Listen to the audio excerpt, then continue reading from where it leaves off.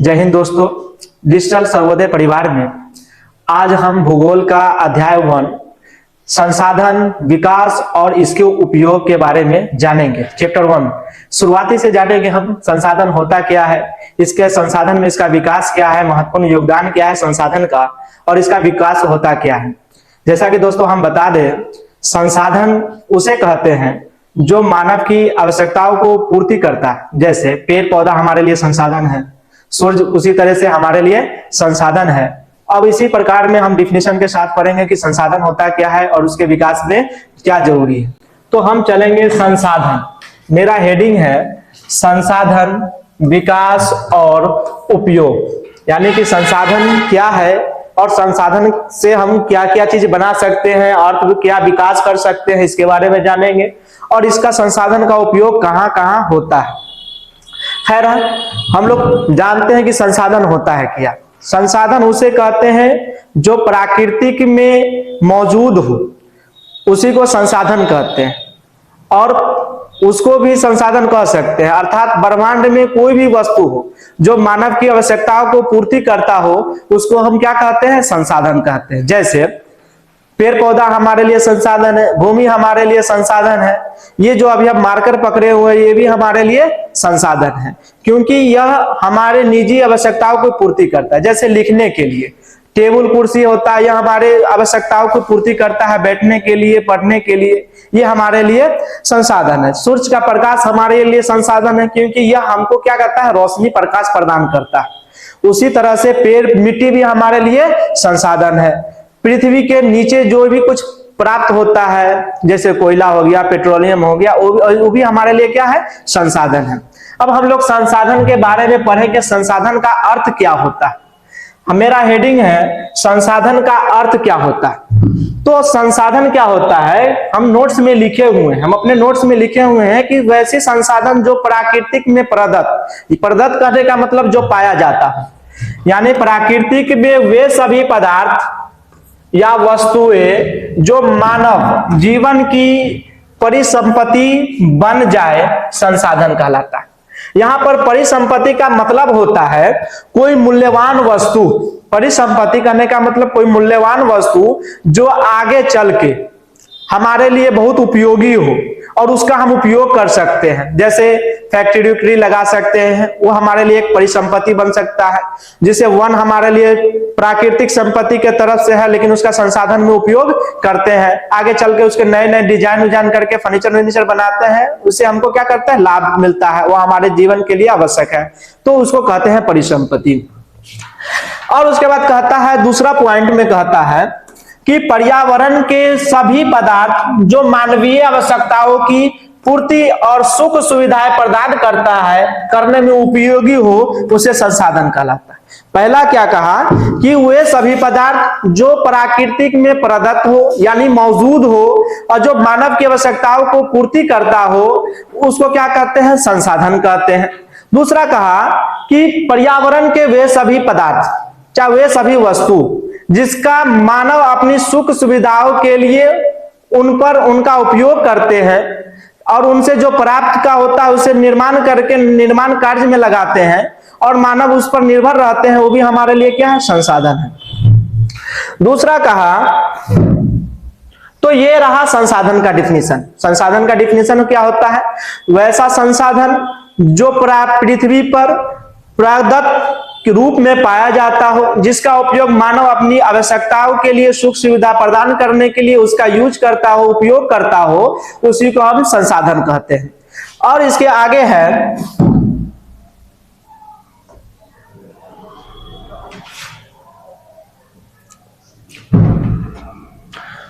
और भूगोल के एक व्यक्ति है जो कहते हैं, प्रसिद्ध व्यक्ति है भूगोल के, महत्वपूर्ण विचार में कहते हैं, प्रसिद्ध भूगोल वेत्ता जिम्मरमैन ने कहा था, संसाधन हुआ नहीं करते हैं, बना करते हैं। जिम्मरमैन ने कहते हैं कि संसाधन हुआ नहीं करते हैं, बना करते हैं। इनके कहने का मतलब होता है कि कोई भी अगर चीज जो कोई भी चीज प्राकृतिक में है तो उसको संसाधन बनाना होता है, वो अपने आप संसाधन नहीं बन जाता है। और उसको संसाधन जो मनुष्य उसका उपयोग करता है अपने बुद्धि और दिमाग की सहायता से उसको नए नए चीज में कन्वर्ट करके उसकी आवश्यकताओं में अपनी दैनिक जीवन चर्चा में लेके आते हैं, तो उसका उपयोग करते हैं। इसलिए कहते हैं संसाधन हुआ नहीं करते हैं, बना करते हैं। कहने का मतलब जो पृथ्वी में कुछ पाया गया हो उसको वहां से लेकर फैक्ट्रियों में ले जाकर उसको नए नए तकनीक के सहारे और मनुष्य के अपने दिमाग की सहायता से उसको नए निर्माण में बदल देते हैं। उससे हम नए संसाधन जो बनते हैं जिसका उपयोग मनुष्य अपनी जीवन शैली में उसका उपयोग करते हैं। इसलिए उसको कहा जाता है कि संसाधन हुआ नहीं करते हैं, बना करते हैं। दूसरा कहा जाता है कि मानव संसाधन क्या है। दूसरा कहा जाता है कि मानव संसाधन, कहा कि मानव संसाधन क्या है, तो हम कैसे कह सकते हैं वैसी संसाधन जो मानव के द्वारा बनाया गया हो और उसका उपयोग मानव अपने खुद के निजी के लिए उपयोग करता होगा, अपने जीवन को चलाने के लिए उपयोग करता होगा, उसको हम कह सकते हैं मानव संसाधन। डिफिनेशन में क्या लिखा हुआ होता है, मानव निर्मित, यानी कि मानव संसाधन जो कोई निर्माता होगा, निर्माता के रूप में कोई भी पदार्थ तब तक संसाधन नहीं है बनता जब तक मनुष्य अपनी बुद्धि, तकनीक और कुशलता से उसे उपयोगी ना बना ले। कहने का मतलब मानव संसाधन वह संसाधन तब तक नहीं बन सकता है जब तक मानव अपनी बुद्धि से, अपनी तकनीक की सहायता से, अपनी कुशलता के सहायता से उसको अपने संसाधन करने के बाद उसका उपयोग में लाता है, तभी वह संसाधन बनता है। तो इसे हम मानव संसाधन कहते हैं। उसके बाद आता है सर्वोच्च स्थान। ये रहा मानव संसाधन का डिफिनीशन, यानी कि कोई भी पदार्थ तब तक संसाधन नहीं हो सकता है जब मानव अपनी बुद्धि, तकनीक और कुशलता से उस संसाधन को बना लेता है और उसको उपयोग में लाता है, तब मानव संसाधन कहलाता है। और मानव संसाधन का दूसरा डिफिनीशन होता है आम भाषा में वैसा संसाधन जो मानव अपनी आवश्यकताओं की पूर्ति करने के लिए नए नए प्रकार की वस्तु का निर्माण करते हैं और उसका अपना उपयोग दैनिक जीवन में करते हैं, उसको मानव निर्मित संसाधन कहते हैं।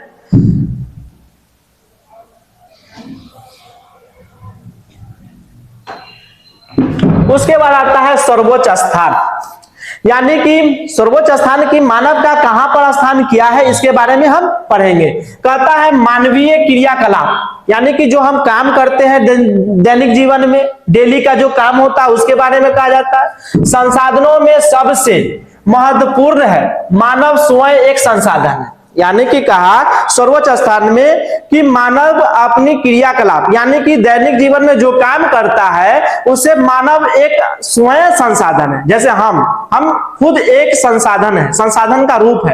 कहा कि अगर हम बोल रहे हैं तो अगर बोल रहे हैं, लिख रहे हैं, पढ़ रहे हैं तो हम एक प्रकार का संसाधन है। कहा कि हम आपको पढ़ा रहे हैं और आप हमसे पढ़ रहे हैं, इसका लाभ प्राप्त कर रहे हैं, यह भी एक प्रकार का संसाधन है। संसाधन होने के साथ साथ संसाधनों का उपभोक्ता भी जरूरी है। यह हो गया सर्वोच्च स्थान। उदाहरण, छोटा नागपुर के खनिज तब संसाधन बने जब मनुष्य ने उन्हें निकालने की तकनीक विकसित की।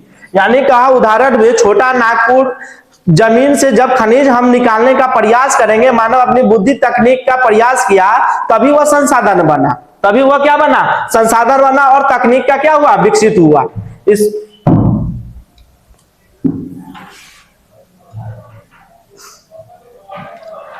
अब हम पढ़ेंगे, अगला है संसाधनों का वर्गीकरण, यानी कि हम संसाधन को विस्तार से पढ़ेंगे कि संसाधन होता क्या है, प्राकृतिक संसाधन क्या है, मानव निर्मित संसाधन क्या है, और पढ़ेंगे जैव संसाधन क्या है, अजैव संसाधन क्या है, नवीकरणीय संसाधन क्या है। इस सब के बारे में हम विस्तार से पढ़ेंगे। तो हम यहां पर लिखा हुआ है संसाधनों का विस्तार वर्गीकरण, यानी कि आप इसको संसाधन को डिटेल में बता दीजिए। वर्गीकरण यानी कि भागों में बांटिए और डिटेल बताइए। तो हम कह सकते हैं संसाधन दो प्रकार के होते हैं, एक प्राकृतिक संसाधन होता है, दूसरा मानव निर्मित संसाधन होता है। और प्राकृतिक संसाधन को भी दो प्रकार में बांटा जाता है, नवीकरणीय संसाधन और अनवीकरणीय संसाधन। तो हम सबसे पहले देखेंगे प्राकृतिक संसाधन होता क्या है, यानी कि वैसे संसाधन जो प्राकृतिक में मौजूद हो उसको कहेंगे प्राकृतिक संसाधन। प्राकृतिक में मौजूद है हवा, जल, पानी, मिट्टी, ये सब क्या है हमारे लिए प्राकृतिक संसाधन है। जमीन से निकलने वाला खनिज उनिज जो भी होगा, लोहा पत्थर, ये सब जो जमीन से निकाले जाते हैं खनिज सब, वो हमारे लिए प्राकृतिक संसाधन है। प्राकृतिक संसाधन में लिखा हुआ है डिफिनेशन में, प्राकृतिक में प्रदत्त, प्रदत्त कहने का मौजूद होता है। प्रदत्त का मतलब होता है मौजूद वस्तु है। जैसे क्या है, प्राकृतिक में जलवायु भी है, मिट्टी भी है, जल भी है, हवा भी है, खनिज भी है। ये सभी क्या है हमारे लिए प्राकृतिक संसाधन। प्राकृतिक संसाधन का डिफिनेशन क्या होता है, वैसी संसाधन जो प्राकृतिक में प्रदत्त हो या मौजूद हो, जिसका उपयोग मानव करता हो, उसको हम प्राकृतिक संसाधन कह सकते हैं। जैसे जलवायु प्राकृतिक संसाधन है, मिट्टी प्राकृतिक संसाधन है, भूमि प्राकृतिक संसाधन है, हवा प्राकृतिक संसाधन है, खनिज प्राकृतिक संसाधन है। अब उसके बाद कहा जाता है मानव निर्मित संसाधन क्या होता है। कहने का मतलब कि जब प्राकृतिक संसाधन पढ़े हैं तो मानव निर्मित संसाधन कहेंगे। तो मानव निर्मित संसाधन वैसा संसाधन है जो मानव के द्वारा बनाया गया हो, उसको मानव संसाधन कहेंगे। जैसे ये मार्कर है, ये कोई ना कोई मानव बनाया होगा या कोई व्यक्ति बनाया होगा, यह भी एक प्रकार का मानव संसाधन, मानव निर्मित संसाधन। ये ब्लैक बोर्ड है जिस पर हम पढ़ा रहे हैं डिजिटल बोर्ड पर, यह भी कोई मनुष्य या कोई मानव के द्वारा बनाया गया है, ये भी क्या है हमारे लिए संसाधन है। टेबल कुर्सी है, अभी जो कैमरा से शूट हो रहा है, ये कैमरा भी कोई मानव के द्वारा बनाया गया है, यह भी एक प्रकार का मानवीय संसाधन है जो मानव के द्वारा बनाया गया हो। डिफिनेशन में क्या है, डिफिनेशन में है मानवकृत संसाधन। मानवकृत यानी कि मानव यानी मनुष्य, कृत यानी कि बनाने वाला। संसाधन का मतलब होता है यूज या उपयोग, चाहे कोई भी चीज हम बनाते हैं वो हमारे लिए संसाधन है। कहता है डिफिनेशन में मनुष्य द्वारा निर्मित, मनुष्य द्वारा निर्मित, जो मनुष्य के द्वारा बनाया गया हो उसको मानव निर्मित संसाधन कहते हैं। मनुष्य क्या बना सकता है, भवन बना सकता है, सड़क बना सकता है, रेल लाइन बना सकता है, यहाँ पर जहाज भी बना सकता है। ये सब क्या है मानव निर्मित संसाधन। ये सब क्या है मानव निर्मित संसाधन है। जैसे हम लोग खेत उत में कुदाल उदाल जो बनाते हैं, खुरपी बनाते हैं, हसुआ बनाते हैं, हंसिया जिसको कहा जाता है, यह सब मानव के द्वारा बनाया गया है। यह हमारे दैनिक जीवन में उपयोग के लिए है और इसका उपयोग हम लोग करते भी हैं। यह भी मानव निर्मित संसाधन है। अब उसके बाद आता है जैविक संसाधन। अब कहा जाता है, अब हम पढ़ेंगे, पहले हम पढ़े उपलब्धता के आधार पर, यानी कि उपलब्ध जो होगा उसके बाद अब हम पढ़ेंगे स्रोत या जीवन के आधार पर। अब हम क्या पढ़ेंगे, अब हम अगला पढ़ेंगे स्रोत या जीवन के आधार पर पढ़ेंगे संसाधन। यानी कहा कि अब स्रोत और उसके आधार पर संसाधन पढ़िए। तो स्रोत के आधार पर संसाधन को दो भागों में बांटा गया। पहला होता है जैविक संसाधन, दूसरा होता है अजैविक संसाधन। जैविक संसाधन क्या होता है, जैव कहने का मतलब जो जीवित हो, जैव कहने का मतलब जो जीवित हो। कहता है वैसा संसाधन, कैसा कैसा संसाधन, वैसा संसाधन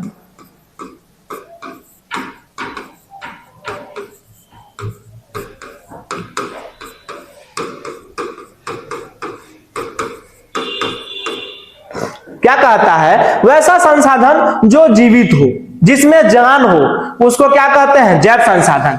वैसा संसाधन जो जीवित हो या जिनमें जीवन होता हो उसे क्या कहते हैं जैव संसाधन कहते हैं। जैसे मनुष्य एक प्रकार का संसाधन है, मनुष्य में जान होता है, यह हमारे लिए एक प्रकार का संसाधन है। हम खुद एक प्रकार का संसाधन है, क्योंकि हमारे में जान होता है, हम कुछ अपने बुद्धि और तकनीक से कुछ ना कुछ कार्य करते हैं और वो कार्य का लाभ हम लेते हैं, उससे हमको ऊर्जा प्राप्त होता है, वो हमारे लिए क्या है संसाधन है। पशु हमारे लिए जैव संसाधन है, पक्षी में भी जान होता है, यह भी जैव संसाधन है। मछलियां में भी जान होता है, यह भी हमारे लिए जैव संसाधन है। और पेड़ पौधा में भी जान होता है, यह भी एक प्रकार का जैव संसाधन है। इसमें किसी को दिक्कत नहीं है तो अगला क्वेश्चन पर हम चलेंगे, अगला टॉपिक पर। उसके बाद आता है अजैविक संसाधन। उसके बाद अजैविक संसाधन क्या होता है, वैसा संसाधन जो निर्जीव हो, वैसा संसाधन जो निर्जीव हो उसको कहते हैं अजैविक संसाधन। वैसा संसाधन जो निर्जीव हो, जो निर्जीव पदार्थ से बना हो, उसको अजैविक संसाधन कहते हैं। जैसे अजैविक संसाधन का डिफिनीशन है वातावरण में उपस्थित निर्जीव पदार्थ, वातावरण में उपस्थित निर्जीव पदार्थ उसको अजैविक संसाधन कहते हैं। जैसे में क्या होता है, खनिज है, चट्टाने हैं, मिट्टी है और नदियां हैं, ये सब क्या होता है, हमारे लिए अजैविक संसाधन है। इसको हम कह सकते हैं मरा हुआ, यानी कि निर्जीव वस्तु जिसमें जान ना हो, उसे क्यों कहते हैं अजैविक संसाधन। अब हम पहला पढ़े थे उपलब्ध के आधार पर संसाधन को दो भाग में बांटे थे, मानव संसाधन, दूसरा बांटे थे प्राकृतिक संसाधन। अब उसके बाद हम पढ़े थे स्रोत के आधार पर संसाधन कई भाग में होता है, तो हम बताए थे स्रोत के आधार पर संसाधन दो भाग में होता है। पहला जैविक संसाधन, वैसा संसाधन जिसमें जीवन होता हो, जिसमें जान होता हो, उसको जैविक संसाधन कहते हैं। जैसे मनुष्य हो गया, जानवर हो गया, पशु हो गया, पक्षी हो गया, पेड़ पौधे आदि हो गया। दूसरा पढ़े थे अजैविक संसाधन, वैसा संसाधन जिसमें जान न हो, वह निर्जीव होता हो, उसको अजैविक संसाधन कहते हैं। जैसे बताए थे पेड़ पौधे हो गए, भले चट्टान हो गए, खनिज हो गए और नदियां हो गए, तालाब हो गए, ये सब क्या है, निर्जीव संसाधन में आते हैं, अजैविक संसाधन में आते हैं। अब कहा कि आप जो संसाधन पढ़े हैं और उसको दो भाग में और बांटा गया है स्रोत के आधार पर। अब कहता है कि पुनः प्राप्ति के आधार पर संसाधन के दो भाग होते हैं। पुनः प्राप्ति के आधार पर संसाधन के दो भाग होते हैं। जैसे यहां पर ग में लिखा हुआ है पुनः, लिखा हुआ है पुनः प्राप्ति या समाप्त के आधार पर। कहने का मतलब कि कुछ संसाधन वैसे होते हैं जिनका उपयोग कर लेते हैं और उसका पुनः निर्माण कर लेते हैं, उसी को कहते हैं पुनः प्राप्ति। यानी कि एक बार यूज करने पर,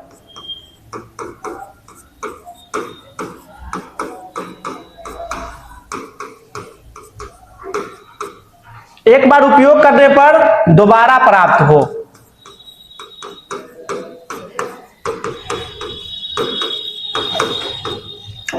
पुनः प्राप्ति का मतलब क्या होता है, एक बार उपयोग करने पर दोबारा प्राप्त हो जाता है, उसी को कहते हैं पुनः प्राप्ति। समाप्त का मतलब होता है, इसका मतलब होता है एक बार अगर यूज कर लिए दोबारा प्राप्त नहीं होगा।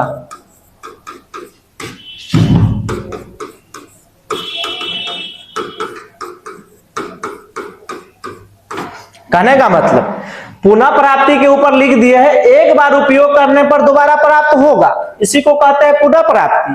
असमाप्त का मतलब होता है एक बार अगर उपयोग कर लेते हैं, एक बार उपयोग कर लेते हैं तो दोबारा प्राप्त होना ही होगा, इसी में आता है। तो इसी को अगर दो भाग में बांटते हैं तो पहला आता है नवीकरणीय संसाधन, दूसरा आता है अनवीकरणीय संसाधन। हम फिर से कह रहे हैं कि सबको एक बांटे थे उपलब्ध के आधार पर, दूसरा बांटे थे स्रोत के आधार पर, तीसरा बांटते हैं पुनः प्राप्त और समाप्त के आधार पर। तो पुनः प्राप्त और समाप्त के आधार पर दो भाग में बांटा गया। पहला होता है नवीकरणीय संसाधन और दूसरा होता है अनवीकरणीय संसाधन। अब इस चीज का हम लोग क्या करेंगे, देखेंगे कि नवीकरणीय संसाधन क्या होता है। सबसे पहला जो वर्ड आता है नवी, नवी का मतलब होता है नया। नवी का मतलब क्या होता है, नया। कहने का मतलब जो कभी समाप्त न होगा, दोबारा बना सकते हैं, उसी को नवीकरणीय संसाधन कहते हैं। डिफिनीशन में है जो कभी समाप्त नहीं होते हैं, जिन्हें प्राकृतिक या तकनीकी प्रक्रियाओं के द्वारा पुनः प्राप्त किया जा सकता है। डिफिनीशन में लिखा हुआ है जो कभी समाप्त नहीं होने वाला और उसको बुद्धि और तकनीक का प्रयोग करके उसको दोबारा बना लेते हैं, उसको नवीकरणीय संसाधन कहते हैं। नवीकरणीय संसाधन में एक लिखा हुआ है सतत प्रवाहनीय। सतत का कहने का मतलब होता है भविष्य के लिए बचा के रखे गए संसाधन को सतत कहते हैं। परवाने का कहने का मतलब इसको खर्च नहीं करना है, इसको सीमित संसाधन को बचा के रखना है, उसी को सतत कहा जाता है। और नवीकरणीय संसाधन वैसा संसाधन जिसको हम एक बार उपयोग कर लेते हैं और उसको दोबारा प्राप्त कर सकते हैं, उसको नवीकरणीय संसाधन कहते हैं। और वही डिफिनीशन में लिखा हुआ है। डिफिनीशन में उदाहरण में लिखा हुआ है, जैसे सूरज का प्रकाश हुआ, पवन हुआ, जल हुआ, मिट्टी हुआ। तो सूरज का प्रकाश हमारे लिए नवीकरणीय संसाधन है। सूरज का प्रकाश हम कभी खत्म नहीं होगा। सूरज के प्रकाश को हम वर्तमान में उसको हम सोलर सिस्टम से उसको कन्वर्ट करके उसको रात में उपयोग कर लेते हैं। दूसरा यहाँ पर जल है। जल हमारे लिए नवीकरणीय संसाधन है। जल से हम लोग बिजली बनाते हैं। जो जल से हम लोग बिजली बनाते हैं और जो जल बच जाता है फिर उसको रिसाइकलिंग करके फिर उसी जल से पुनः प्राप्ति कर फिर बिजली बना लेते हैं। यह हमारे लिए नवीकरणीय संसाधन है। तो नवीकरणीय संसाधन में कोई दिक्कत नहीं होगा। आप पीछे जो हल्ला कर रहा है हल्ला नहीं करे, शांति से सुने। हल्ला करेगा नहीं समझ में आएगा। ये VVI क्वेश्चन पढ़ा रहे हैं भूगोल का।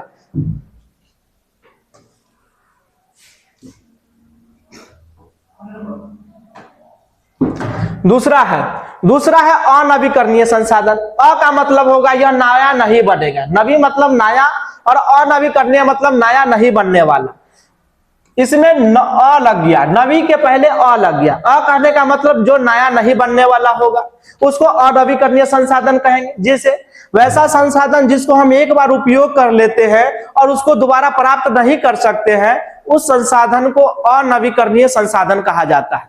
और परिभाषा में लिखा हुआ है जिनका भंडारण सीमित है, कमा, और एक बार समाप्त होने पर उन्हें दोबारा प्राप्त करना असंभव है। कहने का मतलब कि उसका भंडारण सीमित है, वह प्राकृतिक में और प्रचुर मात्रा में वह सीमित है और इसका एक बार उपयोग कर लेते हैं तो उसको दोबारा प्राप्त नहीं कर सकते। जैसे कोयला हमारे प्राकृतिक में सीमित मात्रा में है, अगर इसका उपयोग कर लेते हैं और भविष्य के लिए नहीं बचा के रखेंगे तो ये हमारे लिए बहुत बुरा प्रभाव पड़ेगा। और जो भविष्य आने वाला होगा, जनरेशन नया आने वाला होगा, वो भी हम लोग को गाली बकेगा कि क्या किया, सबको नाश करके चला गया। इसलिए हमको संसाधन को बचा के भी रखना है कि आगे वाला जो भविष्य है उसका उपयोग वो कर सके। तो उसी को कहते हैं। जैसे डिफिनीशन में है, उदाहरण में है कोयला, पेट्रोलियम, लकड़ी। कोयला जिससे हम एक बार उपयोग कर लेते हैं, कोयला का हम उपयोग कर लिए, राख बन गया। राख से फिर उसको कोयला हम बना नहीं सकते हैं। पेट्रोलियम को शुद्ध करके डीजल पेट्रोल में उसको उपयोग में ले आते हैं और फिर उसको खत्म हो जाने के बाद फिर उसको दोबारा हम पेट्रोल नहीं बना सकते हैं। इसलिए हम इस सबको अनवीकरणीय संसाधन कहते हैं। ऐसे में किसी को डाउट दिक्कत नहीं है तो अगला चलेंगे। स्वामित्व के आधार पर संसाधन कितने प्रकार के होते हैं। अब यहाँ पर संसाधन को हम लोग पढ़े 3 प्रकार के। पहला पढ़े उपलब्ध के आधार पर, दूसरा पढ़े स्रोत के आधार पर, तीसरा पढ़े पुनः प्राप्ति और समाप्त के आधार पर। तीनों को वर्गीकरण में बांटे तो ये 6 भाग में बट गया था। और उसके बाद आता है स्वामित्व के आधार पर संसाधन कै प्रकार के होते हैं। स्वामित्व कहने का मतलब जो अपना विकास होगा, समाज के कल्याण का विकास होगा, राष्ट्र के कल्याण के विकास का होगा, अंतरराष्ट्रीय राष्ट्र के कल्याण के बारे में जो काम किया जाएगा उस सब के बारे में हम संसाधन के बारे में पढ़ते हैं। तो संसाधन के बारे में पहले पढ़ते हैं। तो स्वामित्व के संसाधन को स्वामित्व के आधार पर संसाधन को 3 भागों में बांटा गया है। कै भागों में बांटा गया है? 3 भागों में। उसी में पहला है, नंबर 1 में है निजी संसाधन। कहने का मतलब निजी संसाधन वैसा संसाधन जिस पर किसी एक व्यक्ति या खास व्यक्ति का मालिकाना हक हो या उसका अधिकार होता हो, उसी को निजी संसाधन कहते हैं। जैसे यह मार्कर मेरा है और इस पर मेरा अधिकार है, इसे हम जब चाहे इसे लिख सकते हैं, रख सकते हैं और कहीं पर भी छोड़ सकते हैं, किसी को दे सकते हैं। यह मेरा मालिकाना हक है। और इस रूम में अगर कोई भी सामान रखा हुआ है, चाहे यह डेस्कटॉप हो, चाहे यह डिजिटल बोर्ड हो, यह मेरा अधिकार है। जब चाहेंगे हम आकर इस पर पढ़ा सकते हैं, जब चाहे इस पर हम कुछ भी देख सकते हैं। यह हमारा निजी है और इस पर कोई विशेष आदमी का अधिकार नहीं चलेगा, उसे हम निजी संसाधन कहेंगे। जैसे इसका डिफिनीशन है, कहता है वैसा संसाधन। कैसा? वैसा संसाधन जो किसी निजी व्यक्ति का अधिकार हो, उसे निजी संसाधन कहते हैं। किसी व्यक्ति का अपनी संपत्ति, यानी कि संपत्ति उसका अपना अधिकार होगा, अपना संपत्ति होगा, उसको निजी संसाधन कहते हैं। जैसे मोबाइल, घर, बाइक, पेड़ आदि। निजी संसाधन बहुत कुछ हो सकता है। हमारे गांव समाज में बहुत कुछ ऐसे संसाधन है जो निजी होते हैं, जैसे कुदाल हो जाता है, बैलगाड़ी हो सकता है, गाड़ी हो सकता है, बस हो सकता है, ट्रक हो सकता है, टेबल हो सकता है, कुर्सी हो सकता है। यह सब निजी संसाधन है, कोई निजी व्यक्ति के द्वारा खरीदा जाता है और उसे निजी व्यक्ति का अधिकार होता है। इसमें लिखा हुआ है मोबाइल। ये मोबाइल जो यूज हम लोग करते हैं वो मेरा पर्सनल मोबाइल होता है, उस पर किसी का अधिकार नहीं होता। उसको हम जब चाहे उस पर हम एप्लीकेशन को यूज कर सकते हैं, मोबाइल को खोल सकते हैं, बंद कर सकते हैं, फेंक भी सकते हैं। यह निजी संसाधन है। अब उसके बाद आता है, दूसरा में आता है सामुदायिक संसाधन। दूसरा में आता है सामुदायिक संसाधन। इसका डिफिनेशन सुन लो। सामुदायिक संसाधन होता क्या है? वैसा संसाधन जो समाज के कल्याण के लिए हो, यानी कि एक समुदाय के एक विशेष व्यक्ति के लिए नहीं बल्कि पूरे समाज के बारे में हो, पूरे समाज के बारे में, कल्याण के बारे में जो संसाधन लगाए जाते हैं उसको सामुदायिक संसाधन कहते हैं। जैसे हमारे गांव समाज में अभी पानी टंकी लगा हुआ है, वो पानी टंकी पूरे एक व्यक्ति के लिए नहीं, पूरे समाज के लिए लगा हुआ है और उसका उपयोग पूरे समाज के लोग करते हैं, इसलिए उसको कह सकते हैं सामुदायिक संसाधन है। तो पूरे समुदाय माने के सामाजिक संसाधन के बारे में हम डिफिनीशन पढ़ते हैं। कहता है पूरे समुदाय या समाज के उपयोग के लिए जो संसाधन लगाए जाते हैं, बनाए जाते हैं, उसको सामुदायिक संसाधन कहते हैं। इसका जैसे देख लीजिए, खेल मैदान। खेल मैदान में कोई एक आदमी खेलता है, पूरे समाज के लोग खेलते हैं, पूरे समाज के बच्चे आते हैं उसमें, तो उस समाज के लिए हो गया खेल मैदान। तालाब, तालाब कोई एक व्यक्ति का नहीं होता है बल्कि पूरे समुदाय का होता है। पूरे समुदाय के लोग वहां जाते हैं, खेलते हैं, तालाब में मछलियां पकड़ते हैं। ये सब क्या है? समुदाय के लिए। जैसे गंगा नदी तालाब के रूप में उसको हम एक तरह से मान सकते हैं, तो उस समुदाय के लिए हो गया।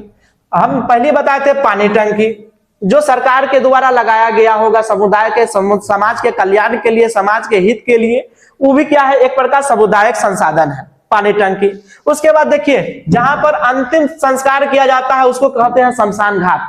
वो भी एक प्रकार का समुदाय के लिए होता है, समाज के कल्याण के लिए होता है। इसको हम कह सकते हैं सामुदायिक संसाधन कह सकते हैं। जैसे भूमि, भूमि भी सामुदायिक संसाधन होता है। कुछ भूमि निजी होते हैं और कुछ भूमि सामुदायिक होते हैं। जैसे सरकार की जो भूमि होती है वह समुदाय के लिए होते हैं, जहां पर भवन का निर्माण होता है, पंचायत भवन का निर्माण होता है, सचिव का निर्माण होता है, जहां पर शादी विवाह का निर्माण होता है, विवाह भवन बनता है। ये सब समुदाय के कल्याण के लिए जो संसाधन लगाए जाते हैं, उनका मानव उपयोग करते हैं, उसको हम कह सकते हैं सामुदायिक संसाधन। तीसरा संसाधन आता है राष्ट्रीय संसाधन। राष्ट्रीय संसाधन डिफिनीशन जो लिखा हुआ है ये थोड़ा सा उटपटा डिफिनीशन है, हम जो बोल रहे हैं उस पर ध्यान दीजिए शब्दों पर। राष्ट्रीय संसाधन का डिफिनीशन क्या होता है? वैसा संसाधन जो प्राकृतिक और भौतिक संपदाओं जो देश की राजनीतिक सीमा के अंदर, जो देश की राजनीतिक सीमाओं के अंदर या भीतर के सभी संसाधन जिस पर राष्ट्र का अधिकार हो उसे राष्ट्रीय संसाधन कहते हैं। कहने का मतलब कि जो भी राष्ट्रीय संसाधन जो राष्ट्र के यानी कि देश के सीमा के अंदर आता हो, जैसे बिहार, और बिहार के जस्ट सटा हुआ है यूपी, तो बिहार के सीमा के अंदर जो जो संसाधन आता होगा वो सब किसका संसाधन होगा? राष्ट्रीय संसाधन होगा। उसका राज्य का अधिकार चलता होगा, उसको राष्ट्रीय संसाधन कहते हैं। जैसे सरकारी भूमि हो गया, राष्ट्रीय राजमार्ग हो गया, रेल हो गया, नदियां हो गया, खनिज हो गया, पदार्थ, ये सब कैसा संसाधन है? राष्ट्रीय संसाधन है। और इसमें एक चीज है प्राकृतिक। कहने का मतलब कि राष्ट्रीय संसाधन में प्राकृतिक का, यानी कहने का मतलब जो प्राकृतिक से प्राप्त होगा, तो प्राकृतिक से प्राप्त हमको क्या होगा? प्राकृतिक कहने का मतलब, प्राकृतिक कहने का मतलब कि जो हमको प्राकृतिक से प्राप्त होगा, जैसे भूमि, हवा, पानी, खनिज, ये सब क्या है? प्राकृतिक संसाधन है। और भौतिक संपदाओं कहने का मतलब यानी कि भौतिक जो मानव के द्वारा बनाया होगा, रेल हो गया, सड़क हो गया, बाइक हो गया, ये सब क्या हो गया? भौतिक संपदा हो गया। जो देश की राजनीतिक सीमा के अंदर के भीतर के सभी संसाधन जिस पर राष्ट्र का अधिकार हो उसे राष्ट्रीय संसाधन कहने का मतलब, रेल पर राष्ट्र का अधिकार होगा, सड़क पर राष्ट्र का अधिकार होता, बाइक की जो फैक्ट्री लगती है वह सरकार के अधीन चलती है, इसको कह सकते हैं राष्ट्रीय संसाधन। जिस पर किसका अधिकार होगा, राष्ट्र का अधिकार होगा। राष्ट्रीय संसाधन, सरकारी भूमि, राष्ट्रीय राजमार्ग, रेल, नदियां, खनिज, ये सब क्या है, राष्ट्रीय संसाधन है। दूसरा इसमें पॉइंट है,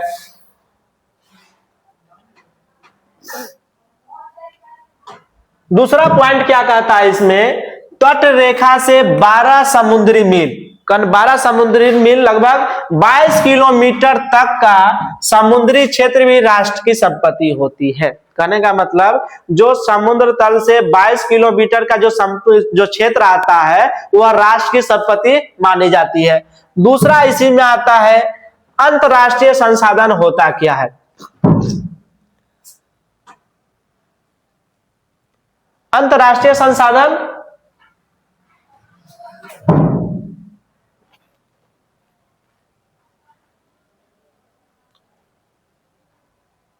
अंतरराष्ट्रीय संसाधन क्या होता है, कहता है वैसा संसाधन जो प्राकृतिक या मानव निर्मित संसाधन, कहने का मतलब जो प्राकृतिक में उपलब्ध हो, चाहे जो मानव बनाया होगा, जो किसी एक देश की सीमा के अंदर नहीं बल्कि विश्व समुदाय के नियंत्रण और उपयोग के लिए होता है, उसे अंतरराष्ट्रीय संसाधन कहते हैं। कहने का मतलब वैसा संसाधन जो प्राकृतिक में और जो मानव के द्वारा बनाया गया हो, और जो विश्व में, कोई एक देश का नहीं, जो विश्व के समुदाय के लिए काम के लिए जो उपयोग लाया गया होगा, संसाधन बनाया गया होगा, जिसका मनुष्य लाभ उठाता होगा, उसको क्या कहते हैं, अंतरराष्ट्रीय संसाधन कहते हैं। अंतरराष्ट्रीय संसाधन में जैसे समुद्र है, समुद्र हमारे लिए एक अंतरराष्ट्रीय संसाधन, जल मार्ग के द्वारा हम कह सकते हैं कि अंतरराष्ट्रीय संसाधन है, क्योंकि यह एक देश दूसरे देश को व्यापार के लिए रास्ता का मार्ग निकलता है, जिससे हम लोग सामान बेचते हैं, व्यापारी करने के लिए उसी रास्ते से हम लोग जाते हैं। तो जल संसाधन, समुद्र हमारे लिए एक संसाधन माना जाता है, जो एक देश दूसरे देश को क्या करता है, जोड़ता है। उसको क्या कह सकते हैं, अंतरराष्ट्रीय संसाधन कह सकते हैं। इसी में दूसरा पॉइंट आता है,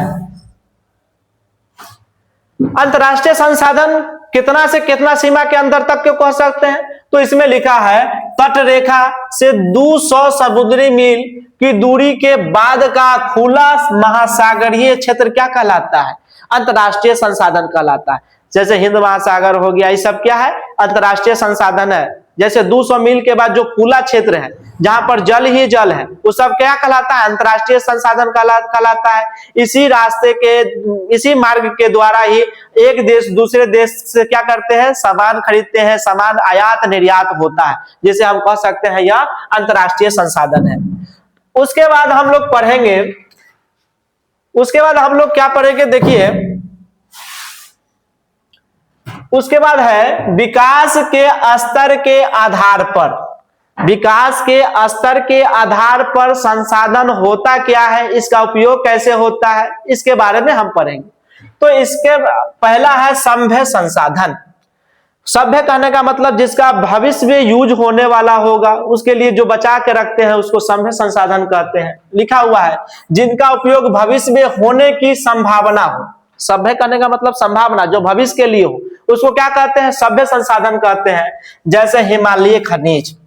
इसी में दूसरा लिखा हुआ है, ये पहला हो गया, पहला पॉइंट ये हो गया। दूसरा पॉइंट ज्ञात संसाधन, यानी कि जो हमको ज्ञात है, जिसका परिणाम हमको मालूम है कि यह हमको मिला हुआ है, उसको कहते हैं ज्ञात संसाधन।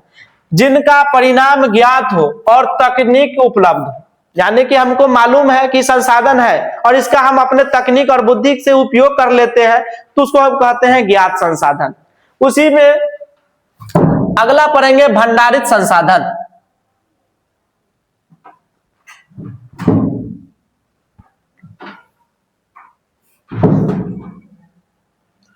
अगला हम पढ़ते हैं भंडारित एवं संचित संसाधन।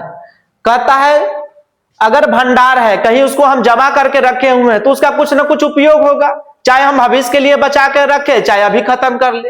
लेकिन इसका डिफिनेशन क्या होता है वो देखते हैं। कहा वे संसाधन, चाहे वैसा संसाधन जो भविष्य की पीढ़ी के लिए सुरक्षित रखे जा सकते हैं।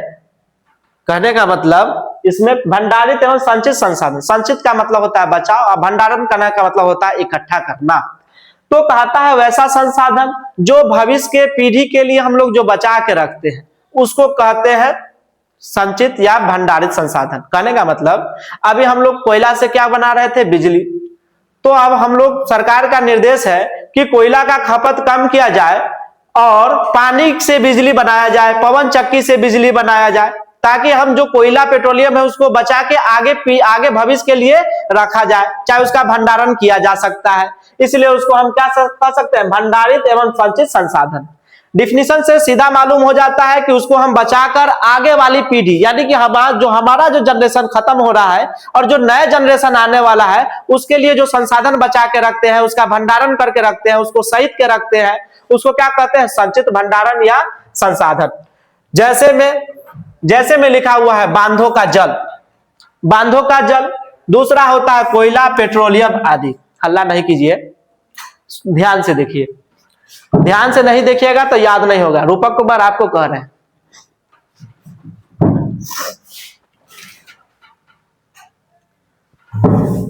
अब हम पढ़ेंगे संसाधन का महत्व। संसाधन हमारे लिए क्यों जरूरी है, महत्व है इसका कुछ ना कुछ, हमारे लिए क्यों जरूरी है और इसका उपयोग कहां होगा, इस सब के बारे में भी हम लोग पढ़ रहे हैं। तो संसाधन का महत्व क्या कहता है, मानव अपनी आर्थिक विकास के लिए संसाधनों का उपयोग करता है। सही बात है। अगर हमको पढ़ना है तो हमको कलम कॉपी का जरूरत पड़ेगा और यह हमारे आर्थिक जीवन के लिए है, तो इसका हम उपयोग करेंगे। तो ये मानव के लिए संसाधन है कि नहीं। जैसे कलम का उपयोग कर रहे हैं, डेस्कटॉप का उपयोग कर रहे हैं, मोबाइल का उपयोग कर रहे हैं, यह हमारे निजी जीवन के लिए है। डेली की दिनचर्या में यूज होने वाला जो संसाधन है वह मानव के लिए उपयोगी है, इसलिए मानव संसाधन है। दूसरा इसी में पॉइंट है संसाधनों की उपलब्धता, यानी कि संसाधन उपलब्ध होना चाहिए और संसाधन न हो तो संसाधन को खोजने का प्रयास किया जाना चाहिए। यही लिखा हुआ है, उपलब्ध और उनकी खोज ही किसी क्षेत्र के विकास का आधार होता है। यानी कि कोई संसाधन हमको मिल गया और हम और इच्छुक है कि हमको और संसाधन खोजना है, तकनीक बनाना है, तो उसको हम प्रयास करना चाहिए। वो प्रयास कौन कर सकता है, जो मानव अपनी बुद्धि का तकनीक बुद्धि लगाएगा तभी प्रयास हो सकता है, वो भी एक प्रकार का संसाधन है। दूसरा है इतिहास के अधिकांश युद्ध संसाधनों को पाने या छीनने के लिए ही होते हैं। जैसे कि अभी हम बता रहे हैं ईरान और यूएस, ईरान और अमेरिका का युद्ध जो हो रहा है वह संसाधन के लिए हो रहा है, क्योंकि अमेरिका के पास परमाणु बम है, ईरान के पास परमाणु बम नहीं है। वह परमाणु बम बनाना चाहता है, ईरान सोचता है कि परमाणु बम ना बना, क्योंकि उसके पास ना परमाणु बम रहेगा तो वो शक्तिशाली भी नहीं रहेगा, वो कमजोर देश रहेगा और उस पर मेरा दबाव होता है। तो दुनिया में कहीं ना कहीं जो युद्ध होता है वह किसी चीज को छीनने के लिए या हासिल करने के लिए, संसाधन को पाने के लिए युद्ध होता है। इसको भी हम कह सकते हैं यह भी एक प्रकार का संसाधन है। जो हम किसी वस्तु को बनाते हैं, चाहे उसका निर्माण करते हैं, और उससे जब वस्तु बनता है उसको जब हम व्यापार करते हैं, उससे जो हम लाभ कमाते हैं, पैसा कमाते हैं, उससे हमारे देश की आर्थिक व्यवस्था ठीक होती है और हमारे देश की जो सेना होती है, राष्ट्र होता है, हमारा देश का कहीं ना कहीं वह मजबूत हो जाता है। और यह संसाधन को छीनने पाने के लिए जो युद्ध होता है वह कहीं ना कहीं संसाधन पर ही डिपेंड करता है। अगला क्वेश्चन हम पढ़ेंगे संसाधन विकास संरक्षण।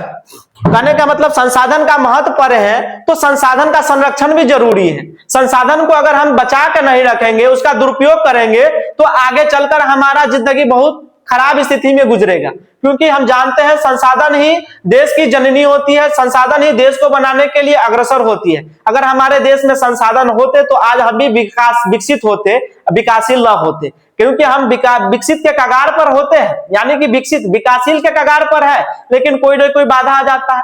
शिक्षा, अशिक्षा, बेरोजगारी, अंधविश्वास, ये सब क्या है, हमारे देश को विकास होने की बाधा है, क्योंकि हम लोग संसाधन का उपयोग नहीं कर पाते, तकनीक और बुद्धि का उपयोग नहीं कर पाते।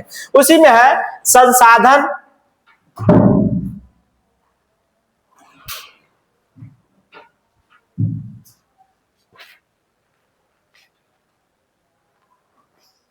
तो रखे आ रहा है कैमरा में। संसाधन का विकास और संरक्षण। विकास संरक्षण में क्या पढ़ते हैं, सतत पोषणीय विकास।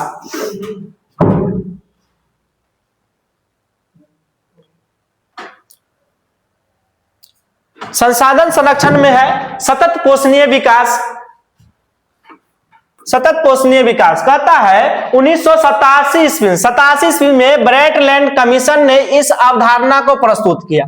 सतत विकास की अवधारणा को 1987 ईस्वी में ब्रेटलैंड कमीशन ने इस अवधारणा को प्रस्तुत किया, जिसका अर्थ है संसाधनों का इस प्रकार उपयोग करना कि वर्तमान आवश्यकता पूरी हो और भविष्य के लिए पीढ़ी के लिए भी संसाधन बचा रहे। सतत पोषणीय कहने का मतलब होता है सत्य, और पोषणीय का मतलब होता है कि अगर आप जो संसाधन का उपयोग कर लिए हैं उसको बचा कर रखिए आगे वाली पीढ़ी के लिए। यानी कि हमको अगर 10 किलो अनाज की जरूरत है तो हम 10 किलो ही अनाज का उपयोग करें, ये ना कि हमको मिल रहा है तो हम उस सबको फ्री वाला रेबड़ी समझ के उठा ले और उसका उपयोग कर जाए। नहीं, जितना हमको आवश्यकता है उतना ही करें और संसाधन को बचा के रखिए, आगे काम आएगा। तो इसका कहने का मतलब है 1987 में ब्रेटलैंड कमीशन ने अवधारणा को प्रस्तुत किया और इसमें यह कहा कि संसाधन का आप उतना ही उपयोग कीजिए आपको जितना जरूरत है। कहने का मतलब हमको जितना जरूरत है उतना ही उपयोग करेंगे और उसके बाद जो बचेगा हम अपने आने वाले पीढ़ी भविष्य के लिए छोड़ के बचा के रखेंगे। और गांधी जी, यहां पर गांधी जी के विचार को हम व्यक्त करेंगे। गांधी जी क्या कहते हैं कि हमारे पास हर व्यक्ति की आवश्यकता की पूर्ति के लिए बहुत कुछ है। कहने का मतलब गांधी जी यहां पर कहते हैं अपने बुक में, अपने भाषा में, कि हमारे पास हर व्यक्ति की आवश्यकता की पूर्ति करने के लिए सब कुछ है, लेकिन किसी के लालच के संतुष्टि के लिए नहीं है। किसी के लालच के लिए, संतुष्टि के लिए नहीं। कहने का मतलब कोई व्यक्ति जितना अमीर होता है वो सोचता है कि हम ज्यादा अमीर हो और वह किसी दूसरे चीज को ऊपर निर्भर नहीं करता, सोचता है कि ये खनिज है तो ये सब संपत्ति मेरा है, इस पर किसी का हक ना हो। तो लालच वाले व्यक्ति के लिए ये सब नहीं है संसाधन, क्योंकि वह संसाधन का हमेशा दुरुपयोग करते हैं। इसलिए गांधी जी ने कहा हमारे पास हर व्यक्ति की आवश्यकता की पूर्ति के लिए सब कुछ है, यानी उनके पास सब कुछ है, लेकिन लालच जो करता है, लालची व्यक्ति होता है, वह अपने स्वार्थ के लिए जीता है, वह समाज के कल्याण के लिए नहीं जीता है। वह वैसे व्यक्ति के लिए संसाधन की कोई जरूरत नहीं होता है, वह संसाधन का हमेशा दुरुपयोग करता है। अब हम पढ़ेंगे संसाधन जो हुआ है, उस संसाधन में महत्वपूर्ण सम्मेलन, पृथ्वी सम्मेलन, बहुत सारा कुछ हुआ है, उसके बारे में हम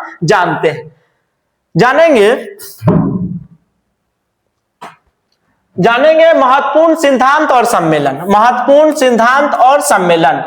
और महत्वपूर्ण सिद्धांत सम्मेलन काहे हुआ था? कहने का मतलब कहीं नहीं कहीं संसाधन को सुरक्षा करना, संसाधन को बचा कर रखना, वातावरण को बचाना, भूमि को बचाना, और जो नए नए कचरा फैलते हैं जो वातावरण में दूषित हो जाते हैं उसको बचाने के लिए कहीं ना कहीं एक अभियान चलाया गया, जिसमें प्रथम पृथ्वी सम्मेलन, द्वितीय पृथ्वी सम्मेलन हुआ।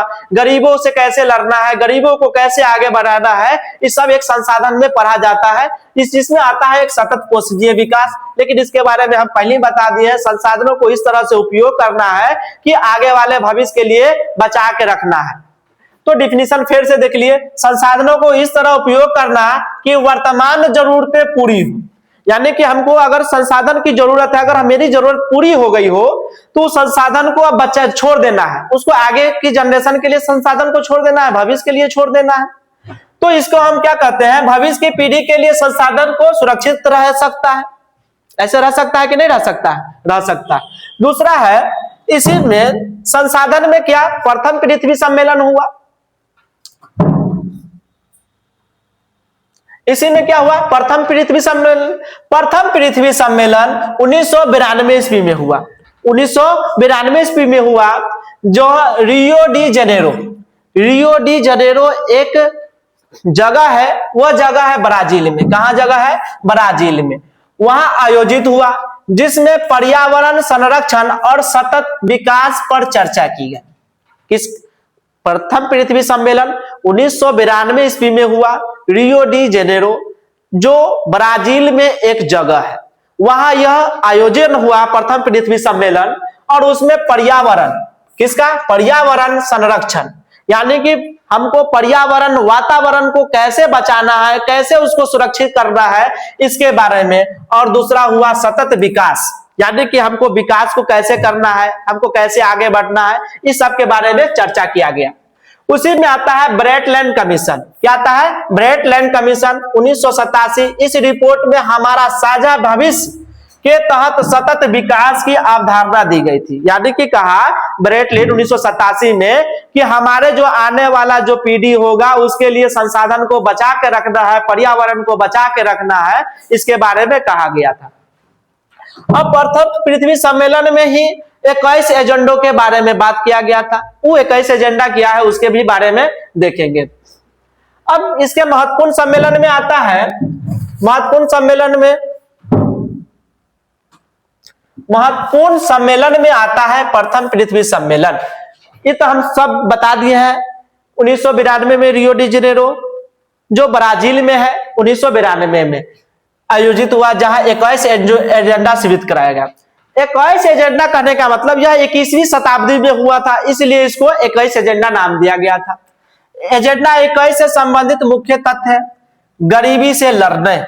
कहने का मतलब गरीबी से, यहाँ कहता है गरीबों से लड़ो नहीं, गरीब को इतना सक्षम बना दो कि उसका आर्थिक जीवन अच्छा हो जाए, आर्थिक जीवन से सुधार हो जाए। अब सुधार कैसे होगा?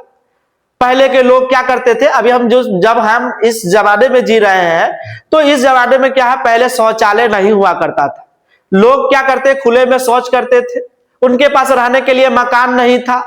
तो इसको मकान दिया जाए, शौचालय दिया जाए, अच्छा खाना दिया जाए, अच्छा कपड़ा दिया जाए, अच्छा मकान दिया जाए, अच्छा शिक्षा दिया जाए, इस पर जो बात किया गया था वो प्रथम पृथ्वी सम्मेलन में बात किया गया था।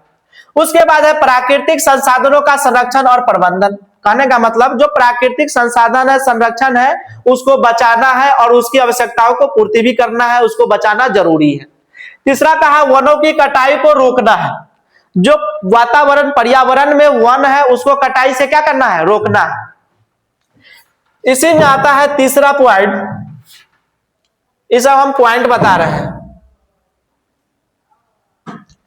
इसी में पॉइंट बता रहे हैं वनों की कटाई को रोकना, सतत कृषि को बढ़ावा देना, उत्पादन उपभोग के लिए तरीके और सुधार लाना। कहने का मतलब जो कृषि कार्य होते हैं उसको नई नई तकनीक देना, उत्तम किस्म का बीज देखना और उसको तकनीक देना कि क्योंकि वह अच्छे तरीके से अच्छे ढंग से खेती कर सके। उसके आता है वायुमंडलीय और महासागरीय का रक्षा करना, वायुमंडल को भी रक्षा करना, महासागर का भी रक्षा करना। अब आशा है क्योतो सम्मेलन, वीडियो ज्यादा लंबा हो गया है जिसके कारण क्योतो सम्मेलन जो होता है उसको नेक्स्ट पार्ट में आपको बता दिया जाएगा। अभी तक जितना पढ़ाए हैं, अगर उसमें आपको कहीं भी डाउट होगा तो कमेंट सेक्शन में आप बता दीजिएगा और नेक्स्ट जो वीडियो आएगा आपके डाउट का सलूशन पूरी तरीके से हम कर देंगे। तब तक के लिए थैंक यू। लाइक सब्सक्राइब करना ना भूलें।